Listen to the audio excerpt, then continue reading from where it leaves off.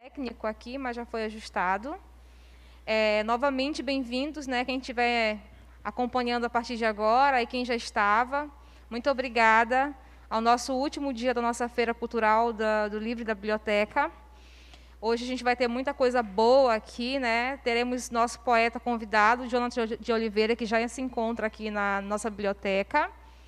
E também vamos conversar com uma parceira nossa da Árvore de Livros, representada hoje pela nossa querida Carol, que já está também aqui, direto do Rio de Janeiro, para conversar um pouquinho, falar um pouquinho sobre esses dados da Árvore de Livros, o quanto foi produtivo esse ano, apesar de todas as dificuldades que nós tivemos com essa pandemia, mas, graças a Deus, uma grande parte dos nossos alunos tiveram como companheiros aí, né, nesse momento, os livros, e isso é muito bacana, porque nós tivemos um crescimento bem considerável com relação ao ano passado, e é justamente disso que a Carol vai falar agora, e também vai explicar um pouquinho como é que funciona esse nosso trabalho com a Árvore de Livros. Vou chamar agora a Carol, direto do Rio de Janeiro, para conversar um pouquinho e explicar um pouquinho sobre esse processo. Bem-vinda, Carol. Obrigada, gente. Bom dia. Bom dia, equipe pedagógica do Preciosíssimo Sangue, pais, alunos. Queria agradecer muito esse convite e dizer que a gente está muito feliz com essa parceria da escola e da oportunidade de ter podido acompanhar vocês ao longo desse ano. Eu sou Caroline Maciel, sou assessora pedagógica aqui na Árvore Livros. A gente é uma empresa de tecnologia da educação e a gente atua principalmente junto com as escolas nessa parceria para formar ainda mais leitores na escola de vocês e em várias outras escolas que a gente acompanha aqui no Brasil. A gente consegue uma média de leitura por aluno que é quase 4 vezes maior do que a média nacional. Isso porque na Árvore os alunos vão poder realizar tanto as leituras que são recomendadas dentro da escola, quanto descobrir o que eles gostam de ler além disso. Ele vai poder descobrir se ele gosta mais de ler terror, romance, aventura, porque a gente tem um acervo muito grande e muito rico, muito diverso, e que inclui lançamentos, coisas que estão sendo lançadas agora no mercado editorial. A gente tem um acervo com mais de 30 mil livros e parceria com mais de 600 editoras. Então, a gente consegue oferecer para o professor e para o aluno uma diversidade de acervo para ele descobrir realmente o que ele gosta de ler. O nosso objetivo é sempre formar mais leitores ainda e formar aquele leitor autônomo, aquele leitor que vai encontrar na literatura um reflexo do que ele é, compreender melhor o mundo, criar conexão para poder compreender esse mundo, conhecer a si mesmo e se relacionar. Quem lê mais escreve melhor, se desenvolve melhor, cria mais empatia com o próximo e consegue ter um desempenho escolar acima da média e cria mais relações, tanto com os outros alunos, quanto com a família e com a sociedade. Hoje eu vim mostrar um pouquinho para vocês os resultados que a gente teve dentro da escola com esse trabalho pedagógico que os professores têm realizado com leitura e um pouco do resultado dessa leitura dos alunos também. Eu vou projetar aqui a minha tela para vocês.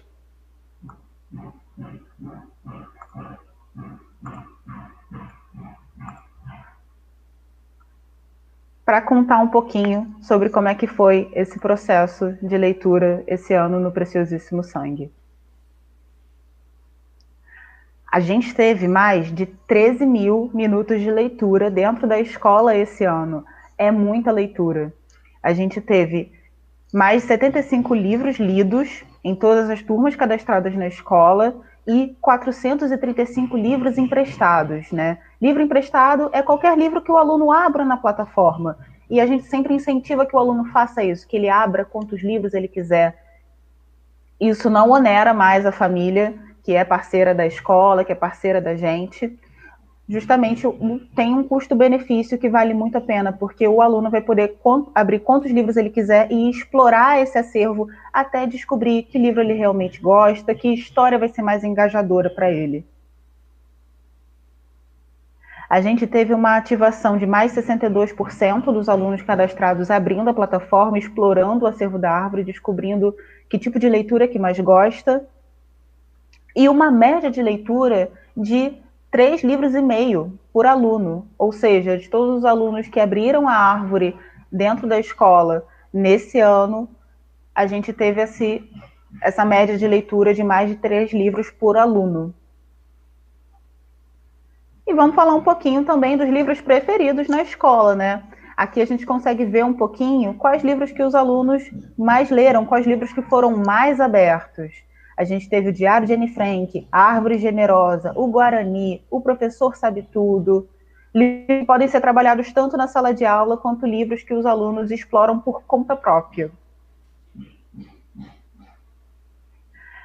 E vamos falar um pouquinho também de quais turmas foram mais leitoras. Turma de destaque nesse ano foi o 6º ano A, com 41 livros.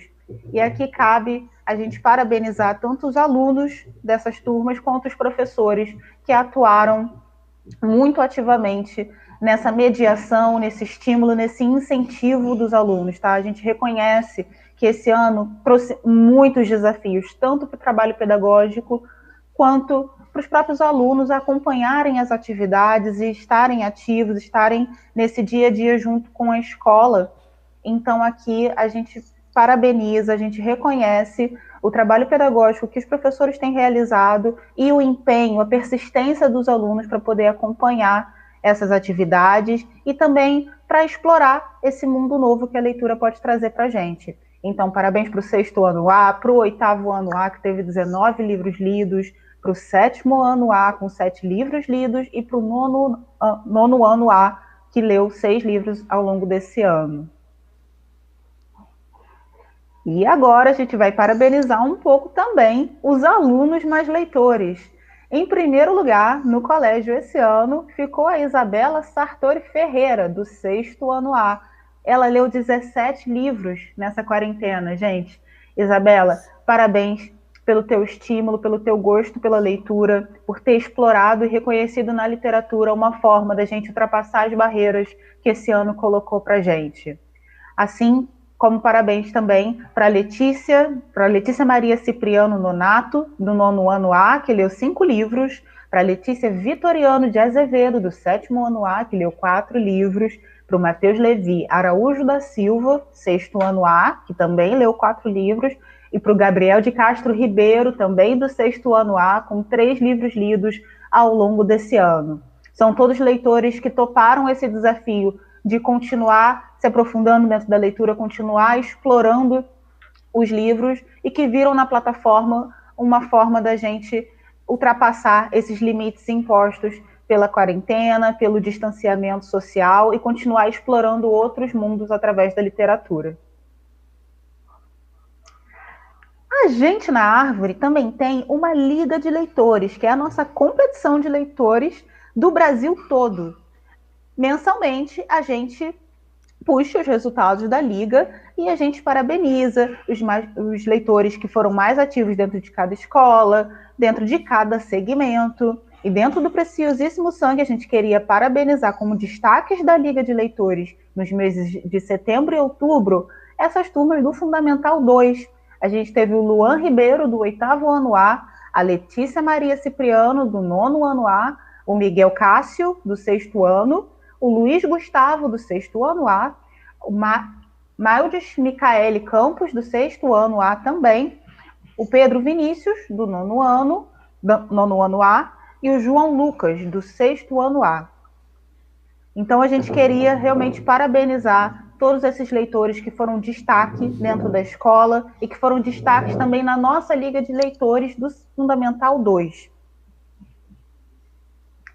Gente, leitura transforma. A gente quer convidar vocês para continuarem seguindo com a gente ao longo de 2021. A gente está sempre ampliando esse acervo, trazendo livros novos, trazendo livros que estão sendo recentemente lançados, com temáticas recentes que estão sendo discutidas hoje em dia na mídia, trabalhadas hoje em dia na escola. E a gente tem os clássicos também, né? Clássicos que os professores já têm lido na mesma idade dos alunos hoje em dia, que os pais leram quando eram pequenos. Então a gente consegue fazer esse diálogo entre gerações através da literatura e fazer realmente com que esse aluno seja um leitor mais ativo, um cidadão mais ativo, mais informado, que se conhece melhor e que é capaz de se relacionar de uma forma mais empática com o outro, compreender melhor o mundo e trazer a transformação que todos nós precisamos para fazer esse mundo melhor.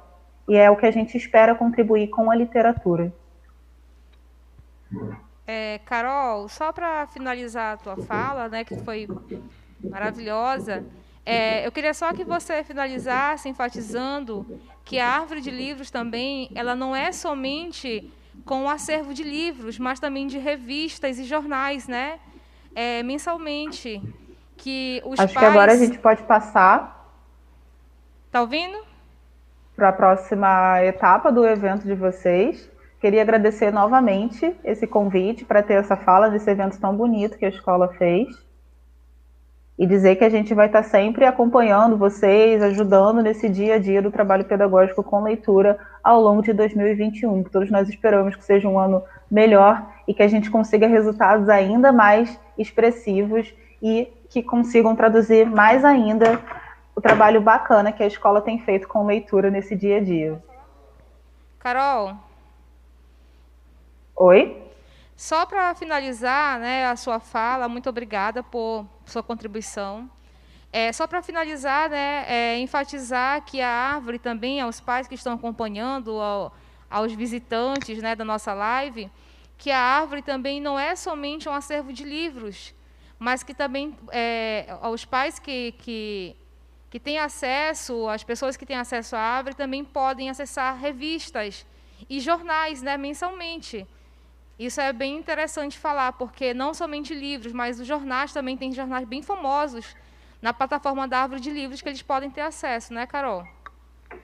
Isso. A gente tem 2 produtos dentro da árvore. Para 2021, a gente fez essa reorganização para poder trabalhar melhor os gêneros literários. Então, a gente tem a Árvore Livros, que é uma plataforma de leitura de livros mais do mundo literário mesmo, de narrativas, de um gênero mais específico. Tem ficção. E a gente tem o Árvore Atualidades, que é uma outra plataforma de leitura também, de leitura digital, mas que vai tratar mais de textos do gênero jornalístico. E a gente tem banca de jornais e revistas do mundo todo, sempre na edição mais atualizada, então a gente consegue puxar um jornal de língua inglesa para trabalhar atualidades em outro idioma. A gente consegue trazer jornais de diversos veículos de comunicação, de diversas empresas de comunicação diferentes, sempre na edição mais recente. Tem revistas diversas, tem revistas que são adequadas para o público infanto-juvenil, que vão trazer notícias sempre de uma forma lúdica, numa linguagem que a criança e o adolescente consigam se apropriar e consigam realmente saber o que está acontecendo no mundo. Ou seja, valoriza esse direito que a criança e o jovem têm de se informar, de saber o que está acontecendo, o direito à informação. Isso mesmo, Carol. Muito obrigada. Gratidão pela sua participação, pela disponibilidade, por abrir esse leque de possibilidades, né, que a árvore nos proporciona. Agradecer também essa parceria de mais um ano de vocês conosco, diretamente com você, né, que nos auxilia com relação a tantas ideias para projetos que você acaba nos possibilitando de atividades. Então, muito obrigada, não só pela sua participação aqui, tirando essas dúvidas, mas também por toda a ajuda que você dá durante todo o ano com esse apoio pedagógico. É um prazer e é um trabalho que a gente gosta muito de fazer. O nosso objetivo é sempre ajudar a escola a fazer os alunos mais leitores, a descobrir o que eles gostam mais de ler. A gente entende que ferramentas digitais podem trazer desafios, que tem uma curva de aprendizagem, e a gente está sempre disposto e disponível para estar do lado do professor e dos alunos nesse dia a dia, para poder potencializar esse trabalho pedagógico com leitura. E você falou muito bem que a gente tem projeto, concurso de leitura, a gente não é só essa biblioteca digital, né? A gente também traz uma série de formas diferentes de trabalhar a leitura de um jeito lúdico, de um jeito que a criança e o jovem realmente consiga descobrir o que ele gosta mais de ler. Então fiquem atentos, porque 2021 a gente ainda vai ter muito projeto, muito concurso, trilha de leitura, tem muito material que a gente está sempre produzindo e comunicando à escola para trabalhar essa leitura de uma forma diferente, de uma forma mais divertida. Muito obrigada, viu, Carol? Um excelente dia para você aí, tá? E gratidão, mais uma vez. Fica com Deus. A gente que agradece. Bom dia, bom evento para vocês. Até a próxima.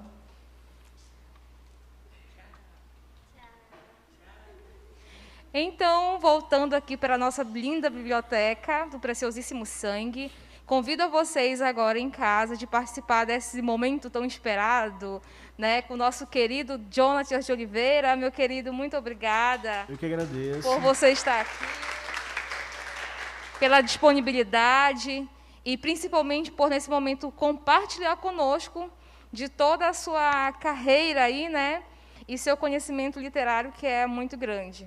Nossos alunos, nossos professores, colaboradores estão aqui ansiosos para ouvi-lo, não somente a contar e falar um pouco da sua obra, mas também, né, para cantar para a gente, porque você também escreve músicas e a gente está muito ansioso para o começo. E aí, antes de você começar, nós temos aqui alguns alunos que vão tentar passar um pouco, né? É difícil falarmos, né? Quando você tem a própria pessoa aqui, eles ficam um pouco apreensivos, né? Mas isso é uma forma também, viu, Jonatas, de mostrar o nosso carinho por você e nosso respeito pela sua obra, pela sua vida, e que ainda vai ter muita coisa, né? Mas eles vão falar um pouquinho sobre a sua vida e depois você acrescenta naquilo que faltar. Eu vou chamar as nossas alunas Ana Beatriz e Ana Clara para falarem um pouquinho. O cantor e poeta Jonatas Oliveira é natural de Manaus, capital do Amazonas. Ele nasceu dia 11 de abril de 1985, no bairro Alvorada 3. Filho de José Pedro e Marciana Rodrigues, é o único homem e o caçula entre suas 5 irmãs. Desde pequeno, ele conseguiu dar os primeiros passos com a poesia. Ainda quando criança, se apaixonou pelos versos infantis que aprendeu com a professora Creuza no jardim. Jonatas conseguiu enxergar tamanha beleza além dos poemas de Clarice Lispector, Cecília Meirelles e Stanislas Ponte Preta. Seu primeiro poema surgiu aos 12 anos e é considerado um dos melhores de sua carreira, o tão nostálgico Céu de Pipas, o que nos inspirou a fazer esse cenário. Mais tarde se tornaria o título de sua primeira obra. O poema é uma construção de detalhes da magia de empinar pipa, usando linguagem regional e bordões dos amantes da pipa. A partir daí, Jonatas Oliveira mergulha em um processo criativo e muito inspirador.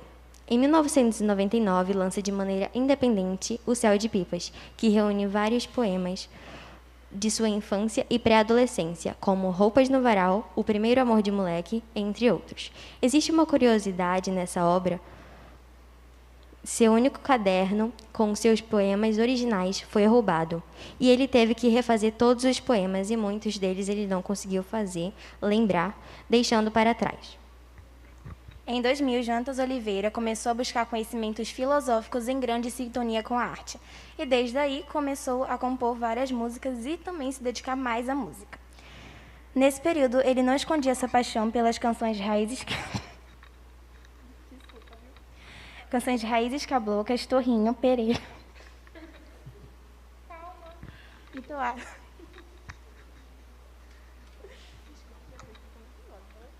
E toadas de boi bumbá, que se misturavam com suas paixões por Pink Floyd e Engenheiros do Havaí. E hoje em dia ele já está casado e tem 2 filhos.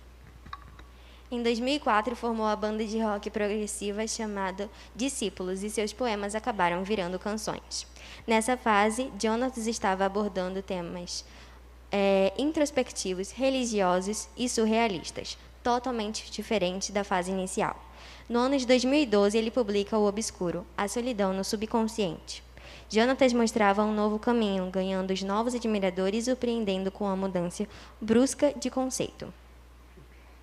Em 2018, Jonatas Oliveira publica sua terceira e mais conhecida obra, Tudo sobre o Meu Nada, uma antologia poética.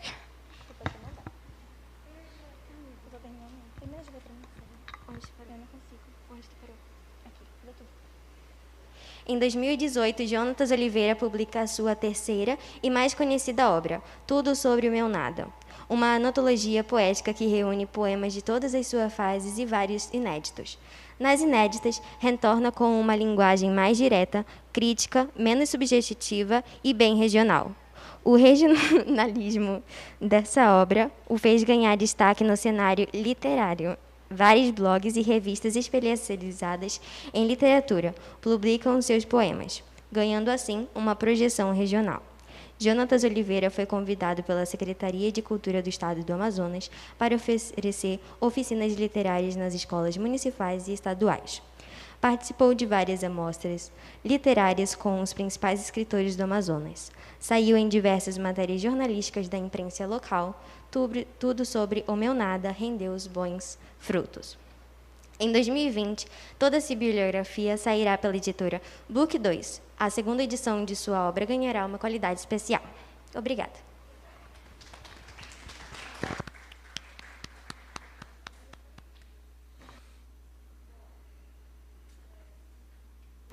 Como vocês viram, né, o nosso poeta convidado tem um histórico aí bastante extenso, né, poeta? E além desse extenso mundo da poesia, né, da área literária, nós vimos que o nosso poeta também é escritor de músicas, né, cantor. E então a gente vai ter sorte de poder ouvi-lo, né? E também de ele completar aí essa biografia que as meninas acabaram de fazer. E aí nós separamos aí alguns 3 poemas seus, que eles escolheram, né? Foram lá, escolheram, disseram que se identificaram.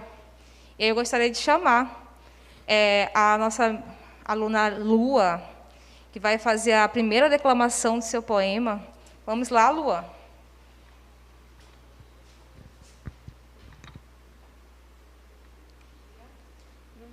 Bom dia. Você é perfeita, talvez porque eu não a conheça bem. Por isso, eu só enxergo o que me convém. Me sinto bem nesse mar de rosas. Não quero que essa paz se faça. Que não silencie a paixão estrondosa e que essa ternura nunca se acabe. Talvez nada aconteça, talvez eu cresça e esqueça e desapareça. Enquanto isso, quero e não posso, desejo e não tenho, peço e imploro. Você é perfeita, talvez por isso eu te desenhe em nuvens. Por isso, você nunca vem. Não vem. O que me resta agora é esperar as mudanças do tempo, as pedras rolarem e o amor em ti alcançar. Muito obrigada.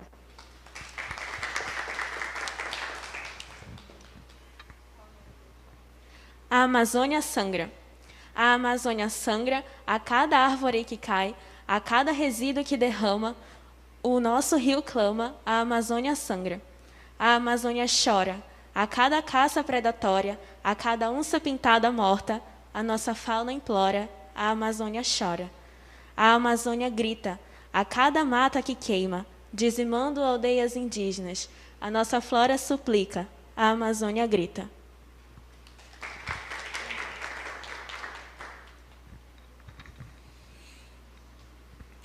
A rosa enigmática. Eu estava só, perdido, inerte, apenas aguardando o fim, quando uma linda rosa nasceu em meu jardim. Apenas um nó na garganta sufocava a alma em mim, quando uma rosa nasceu em meu jardim.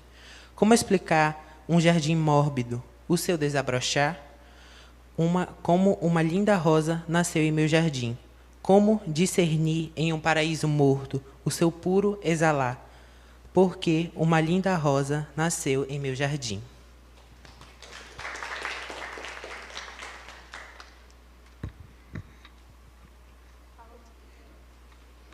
Foto mãe.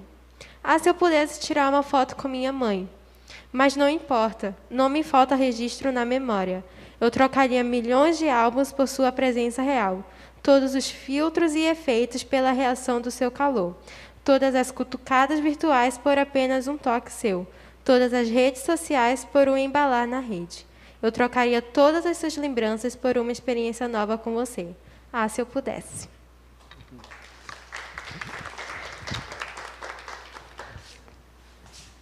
É muito difícil falar desse poema, porque ele sabe que esse poema é muito especial para mim.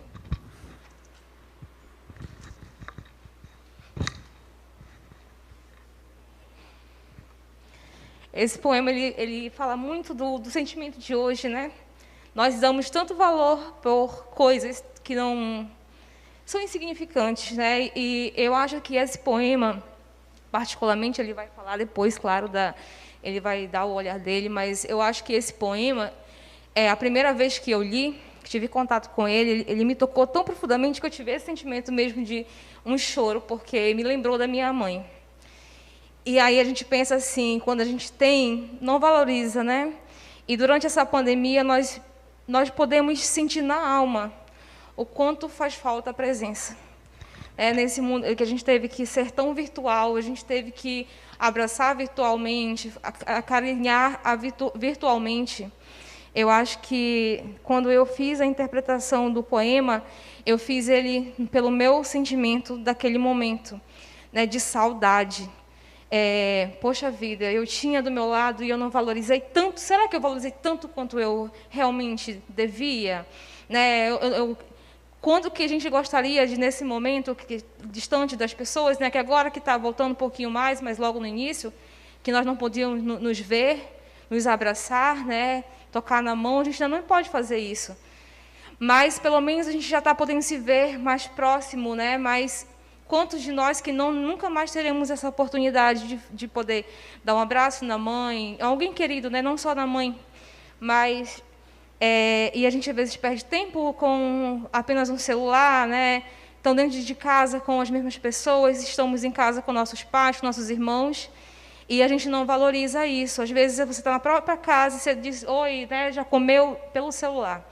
E a gente vê o quanto falta esse olho no olho. Né? Hoje, nós, com essa máscara, nunca foi tão importante esse olhar. Esse olhar de dizer assim...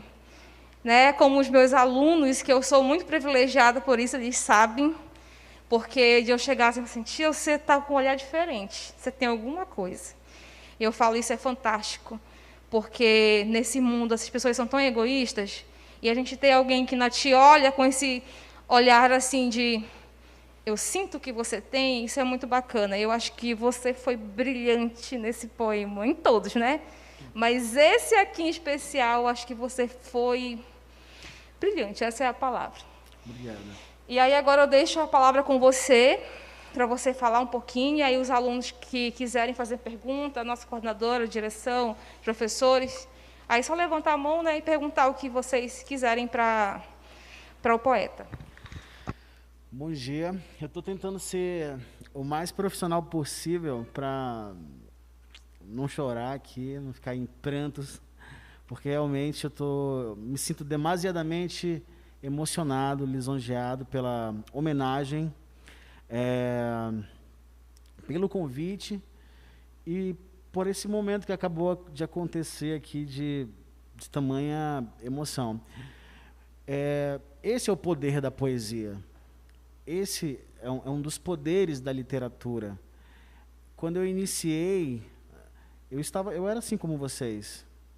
Eu gostava de desenho, eu gostava de correr na rua, eu gostava de soltar pipa. E faltava um estímulo para eu manifestar esses sentimentos, essas sensações, que eu chamo de mecanismo sensorial. A poesia é assim, ela se divide entre o racional e o sensorial. O que é o racional? É você criar um verso, uma métrica, aquela coisa mecânica. A questão que eu acho mais difícil é a questão da poesia. A poesia é o poder do poema e de qualquer segmento artístico. A música precisa de poesia, o teatro precisa de poesia, as sete artes precisam da poesia. Poesia não é simplesmente palavras, letras, estrutura métrica. A poesia é sentimento. E eu estou achando algo maravilhoso aqui no Preciosíssimo Sangue, essa importância pedagógica que vocês dão à literatura, à leitura. Eu fiquei encantado com os números expressivos que agora há pouco foi abordado, e isso me alegra muito, por saber que ainda há esperança num país que passa por diversas dificuldades políticas, econômicas, de saúde. E a literatura, eu costumo dizer que é um escape para o problema. A literatura é superação. E eu me apaixonei pela literatura por conta desses estímulos. A minha professora Creuza me colocou gibis, me colocou poemas, como foi falado aí, da Cecília Meirelles, Stanislau Ponte Preta. E eu percebo que a Adriana faz isso, a professora Adriana faz isso com seus alunos, porque mergulharam realmente na minha obra. Eu fiquei aqui pensando, meu Deus, será que eu vou conseguir falar alguma coisa? Será que eu vou conseguir tocar? Será que eu vou conseguir declamar? Porque realmente estou tremendo aqui de emoção por esse contato impressionante que vocês estão com a minha obra. E esse foi o primeiro passo para eu me apaixonar pela literatura jovem ainda. Como eu gostava muito de Pipas, né, que é o cenário aqui hoje, me surgiu o primeiro poema, O Céu de Pipas. Algumas pessoas perguntam, mas, poxa, você usou palavras tão precisas. Parece que esse poema não foi feito quando você era criança. Parece que esse poema é de adulto. Mas, como eu sempre digo, esse é o poder da literatura, da poesia. Não existe idade pré-estabelecida para você expressar sentimentos, sensações. Se a gente for verificar, muitos dos nossos escritores, poetas, eles começaram muito jovem também. Alguns, você pensa, nossa, acabei de ler um poema, esse poeta deve ter uns 70 anos. Quando você vai pesquisar a vida, ele morreu com 19. Ele morreu com 20 anos, numa obra póstuma. Ou seja, a poesia, ela tem essa possibilidade de não ter regras para você manifestar sentimentos, sensações. E foi o que aconteceu no Céu de Pipas. Eu observava, essa leitura da observação, ela é extremamente importante para você assimilar as coisas e construir um repertório de informações. A leitura visual é uma importante ferramenta. O que você vê, você absorve, você guarda e depois você liberta essas informações através do visual. E eu via aquela cena no céu, os papagaios e os meus amigos, olha, queda, penoso, teu pai é perigoso. Eu não sei se é da época de você, ainda hoje fazem isso, mas na minha época era assim, naquela batalha no céu, aí quedando, embioca, dá a bolada. Essas expressões eu coloquei a maioria no poema, né? Algumas quedando, outras cortando e aparando, no talo, o que é isso? Na bolada ou na mão. São expressões dessa brincadeira que é soltar pipa. No campo de areia, na laje ou na rua, suor e ceroto. Ceroto, né? Vocês sabem o que é ceroto. Quando o moleque, meu pai me brigava, né? Quando ficava muito no sol e chegava com um cordão aqui no pescoço. Eu acho que vocês devem lembrar exatamente disso aí, desses momentos. Então surgiu o primeiro poema e foi o início de uma longa, que hoje eu tenho 35 anos e até hoje eu escrevo, foi o início. E se você deseja se tornar uma poetisa, um poeta, um escritor, existem também 2 segredos. O exercício da leitura. O exercício da leitura é fundamental para vocês absorverem conhecimento. Eu quero ser poeta sem ler. Você não vai conseguir. É preciso que exista o exercício da leitura. Eu estou com preguiça de ler. Leia a si mesmo. Pegue um livro, pegue uma Bíblia, pegue um jornal, mas leia. Esse exercício é importante. Daqui a pouco você vai ver, nossa, eu escrevo bem, eu tenho um domínio da síntese, eu tenho um domínio do português. Porque não se aprende somente dentro da sala de aula, em casa. E hoje, nos dias de hoje, a gente se prende muito nas redes sociais e é uma ferramenta também que a gente pode usar para o lado positivo. Outra ferramenta importante é o exercício da escrita. Precisamos trabalhar no exercício da escrita, escrever bastante. Eu lembro que antigamente as meninas, né, elas tinham um diário, era diário, né? E eu observando hoje, o diário era nossa, aquilo ali, e muitos livros surgiram através de diários. Estão trabalhando com isso, né? E é uma ferramenta importantíssima essa de você expressar sentimentos, sensações, tarefas num caderno ou num bloco de notas, por exemplo. Hoje eu me assusto que eu não escrevo mais no caderno, eu nunca pensei que fosse acontecer isso. Eu estou usando bastante blocos de notas, a vida é corrida, mas através do bloco de notas eu escrevo meus poemas, os mais atuais. Aí quando eu vejo, nossa, aqui já tem um livro no bloco de notas, né? Então, o exercício da escrita é uma ferramenta indispensável para o desenvolvimento intelectual, para tirar bons aproveitamentos na escola, nas notas. É um dos conselhos que eu dou a vocês.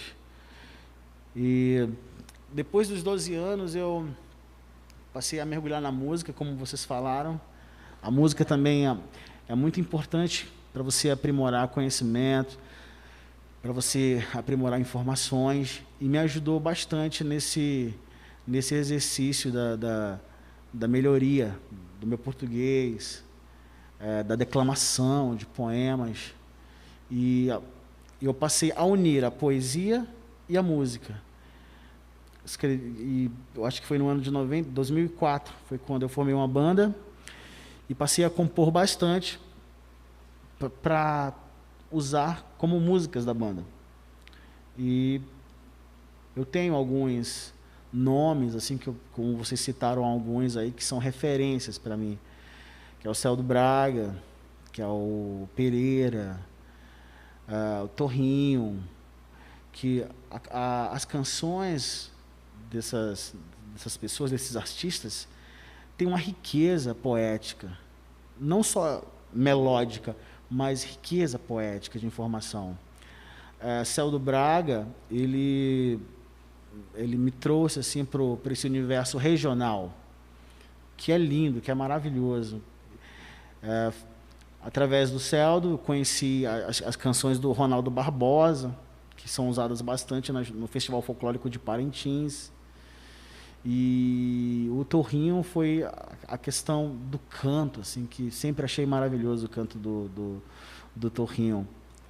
E depois eu passei muito tempo sem escrever e voltei a escrever novamente. Acho que em 2012 foi quando eu escrevi o Tudo Sobre o Meu Nada. Isso aqui é a matriz do livro. Eu acredito que em dezembro as minhas 3 obras já estejam disponíveis na segunda edição. Então surgiu Tudo Sobre o Meu Nada. E foi um livro que me trouxe bons resultados, porque através dele eu tive assim, maior visibilidade no cenário da literatura. Através desse livro fui convidado pela SEC para fazer trabalhos de oficinas literárias nos colégios municipais, estaduais, e participei de mostras literárias. E hoje eu uso ele como ferramenta para fazer oficinas literárias. A pandemia atrapalhou alguns projetos, mas acredito que em 2021 eu possa retomar com as oficinas na escola. E quem sabe até volte aqui. E se vocês tiverem alguma pergunta, alguma curiosidade, estou aqui para responder. Todo mundo ficou nervoso. Mais do que eu, será? Mais do que eu? Acho que todo mundo que gostaria de ouvir uma das tuas canções autorais, né? Se você puder colocar para a gente. Sim. Então eu vou começar com Céu de Pipas, né? que é o símbolo, né, de onde tudo começou.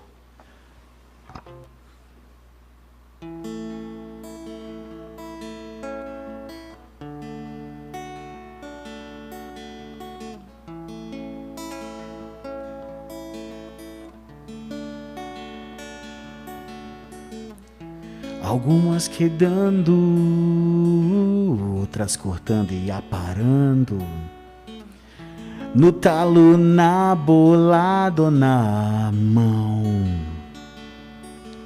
É tempo de soltar pipas, chegou o verão. No campo de areia, na laje ou na rua, suor e ceroto, queda penoso. O céu é das pipas. Ah, ah.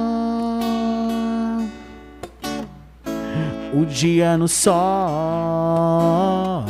pilando o cerol, descaindo e colhendo, embiocando. Nessa alegria, o tempo vai passando. Já são 18h30, mamãe tá chamando. 18h30 era o horário que a mamãe chamava pra entrar. Essa é a Saudade de Pipas, que é onde tudo começou, né? Aí eu fiz uma recentemente, que é totalmente diferente do que as pessoas me conhecem, né? Que é a Rock and Roll Star. Eu acho que tu conhece essa, Adriana. Que é uma confusão, na verdade, de cultura ou de expressão, por exemplo. Tem a canção do Torrinho, né, que fala, e do Adísio Filgueiras, que diz que Manaus queria ser Liverpool, né? Porto de Lenha, tu nunca serás Liverpool. E eu não costumo dizer esse abandono cultural para você querer imitar uma outra cultura ou outro costume. E eu fiz até deixa eu ver se ela está por aqui, a Saudade de Baré, que é desse tema de você abandonar a cultura e se apegar às outras. Deixa eu ver se eu encontro aqui a Saudade de Baré para declamar para vocês.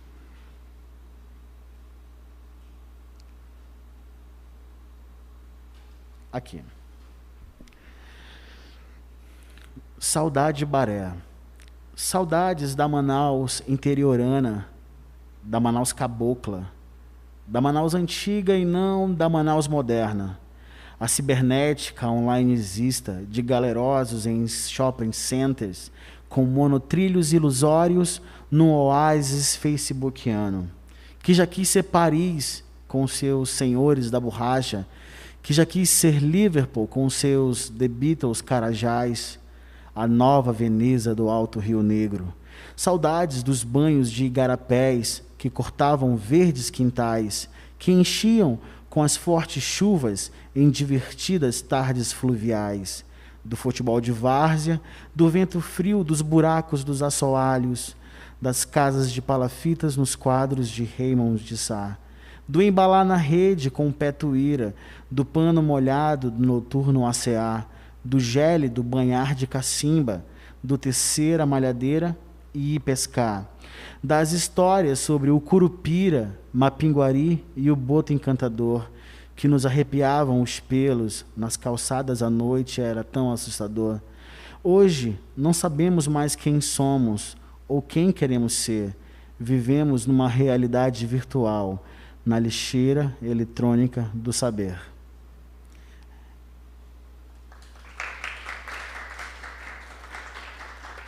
Obrigado. Essa é o complexo, né, complexo cultural, né? Você desvaloriza a cultura às vezes por certos caprichos que você vê na TV, e isso é desde da nossa colonização. A colonização nos trouxe outros costumes e nos inseriam em uma cultura diferente. E até hoje a gente vive essa batalha, né? E o Torrinho cantou com Porto de Lenha. E o Rock and Roll Star é isso. É o cara que quer ser roqueiro, quer ser um Beatles, quer ser uns Stones e se acha preso dentro de um festival folclórico onde só se valoriza o que é nós, mas ele quer essa fuga para outros ares. Deixa eu ver aqui. A palheta.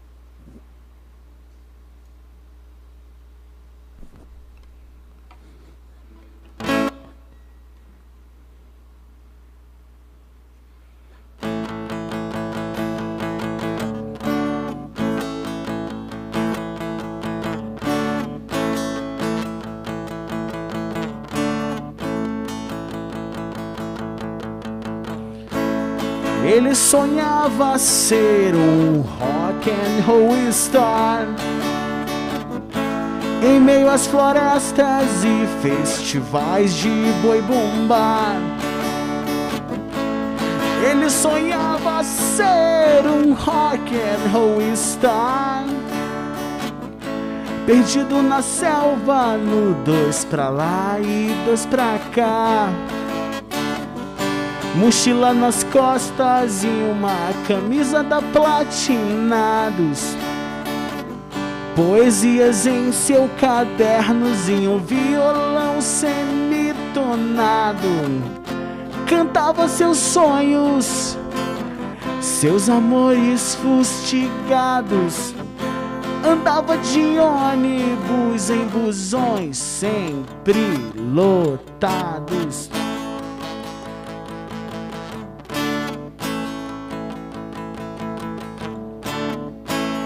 Ele sonhava ser um rock and roll star em meias florestas e festivais de boi bumbá. Ele sonhava ser um rock and roll star perdido na selva no 2 pra lá e 2 pra cá. Tinha LP dos Beatles, dos Bob e de Leonard Cohen. Tocava Porto de Lenha numa versão bem Pink Floyd. Cantava seus prantos, seus temores e seus fracassos. Alimentava seu sonho de se libertar nos palcos.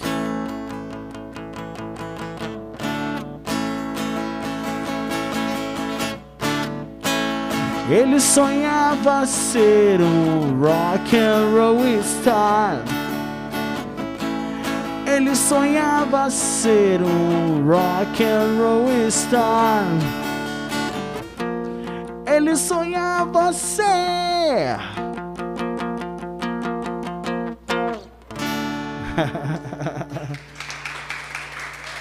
Obrigado.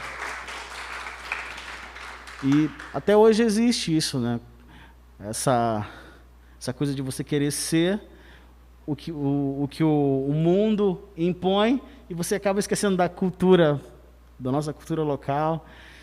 É o que a gente deve valorizar, né? E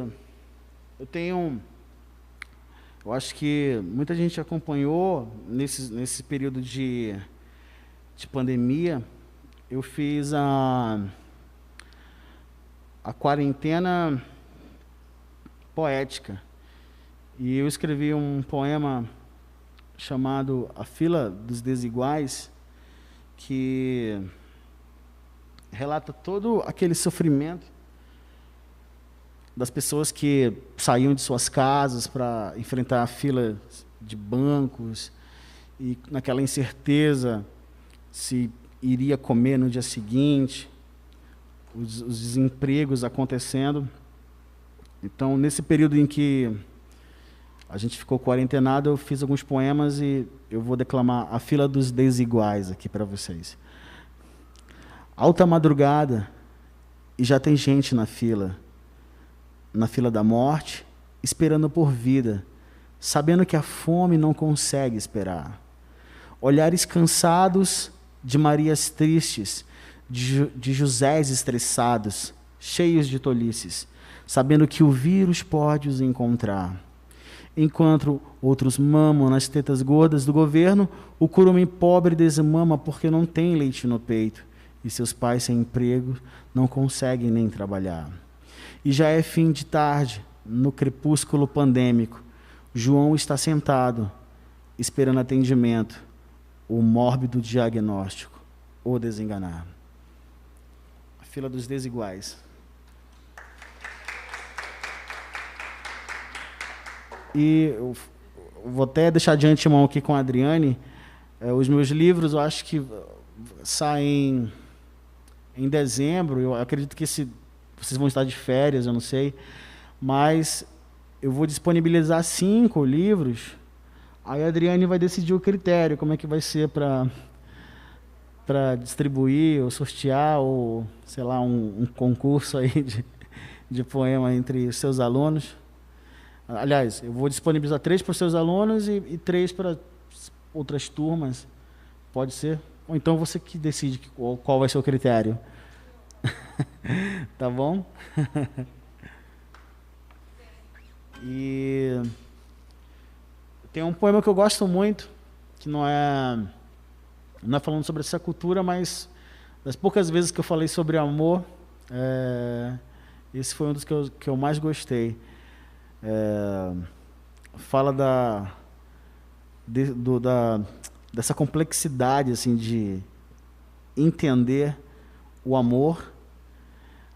Vários filósofos abordaram o amor, principalmente os gregos. Acho que as melhores definições sobre o amor são a dos gregos. E esse aqui se chama Amor. Deixa eu ver se tem no livro para eu declamar primeiro. O amor.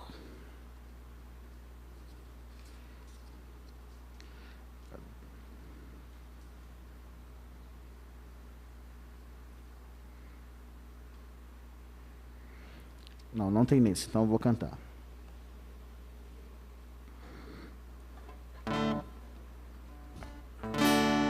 O amor é simples, simples que dói, quebra qualquer coração de pedra, fere mesmo ferido, corre qualquer risco, risca como faca fatiando-se em dois. O amor é simples, simples que corrói qualquer coração de ferro, fere mesmo ferido, corre qualquer risco, risca como faca fatiando-se em dois.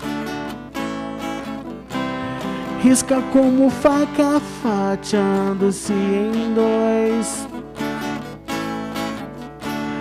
O amor é simples, simples que dói, quebra qualquer coração de ferro, acerta como a flecha qualquer alvo, em qualquer direção, sem explicação. Fere mesmo ferido, corre qualquer risco, risca como faca fatiando-se em dois. Risca como faca fatiando-se em dois.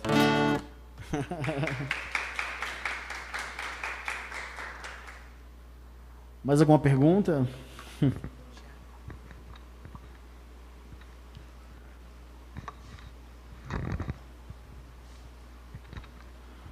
O senhor teve algum livro que lhe marcou ou favorito, algo assim? Sim, acho que 2 livros me marcaram bastante. Que foi...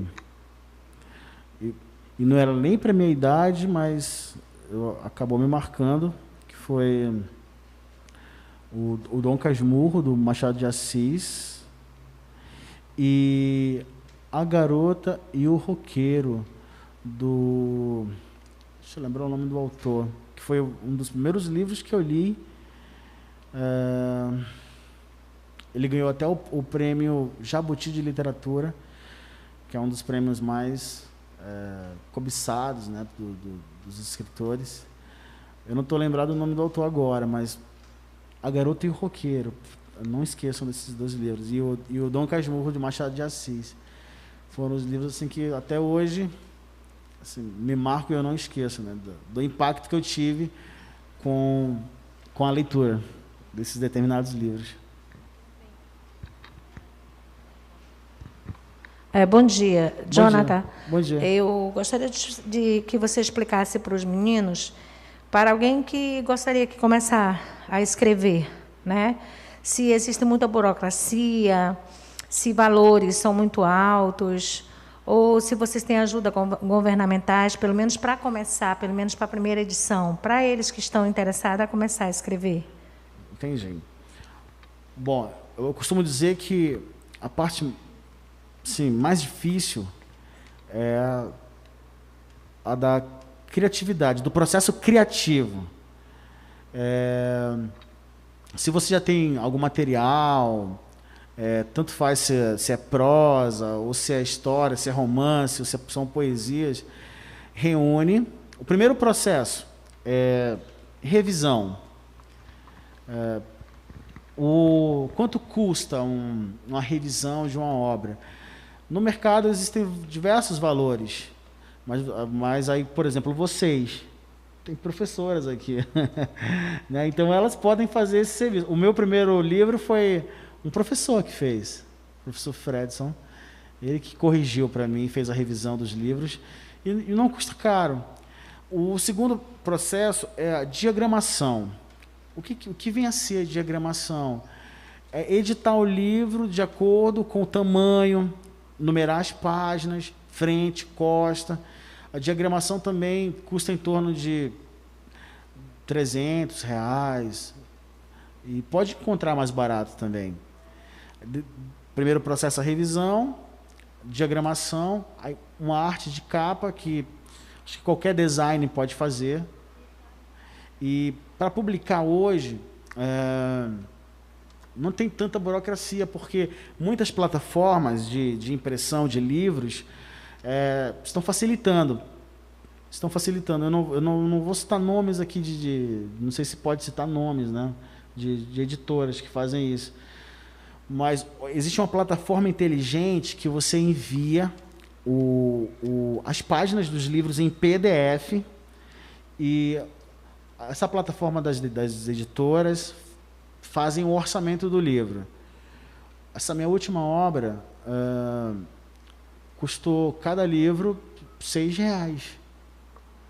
Ou seja, a gente pensa assim, nossa, deve ser muito difícil publicar um livro, mas não, hoje as editoras estão facilitando.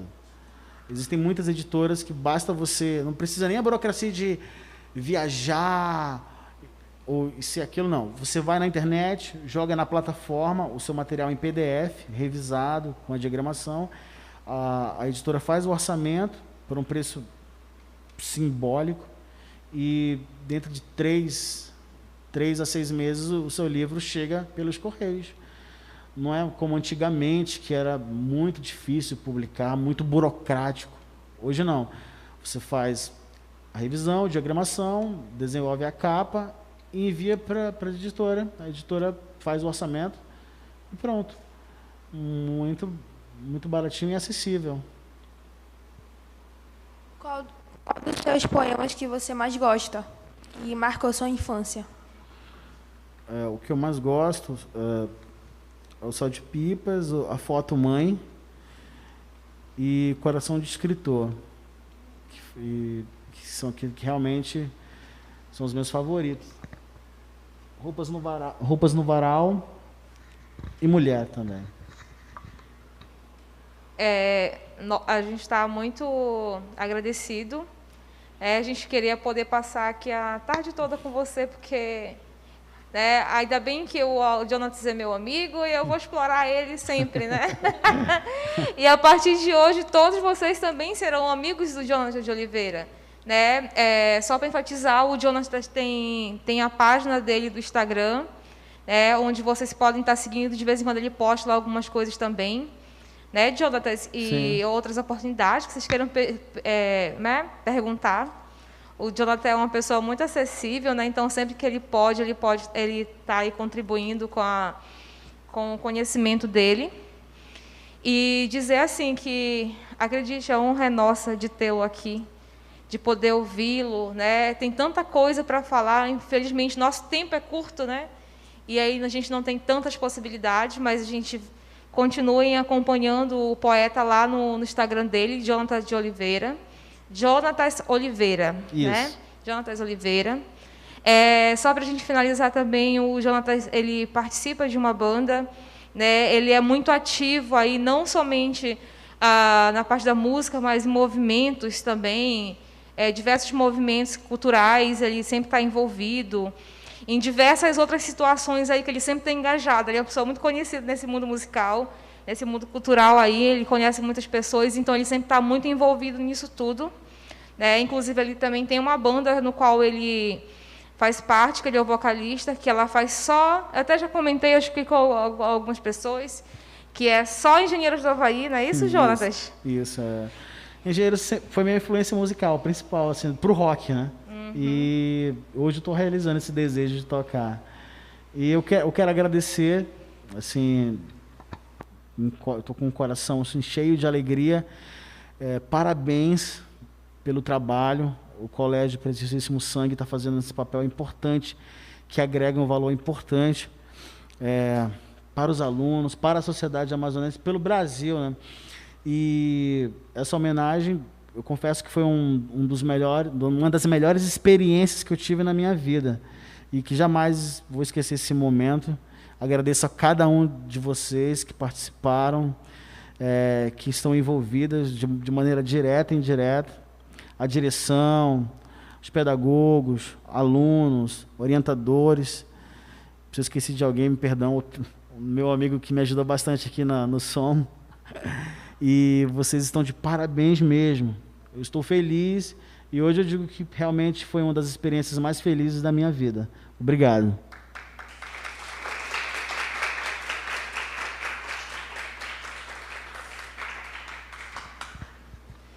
E também eu gostaria muito de agradecer ao público de casa que ficou conosco até agora, aos nossos queridos alunos que estão aí, eu estou acompanhando aqui pelos comentários do YouTube, muito obrigada aos pais. Esse nosso encerramento não poderia ter sido melhor, né, com a palavra do Jonathan.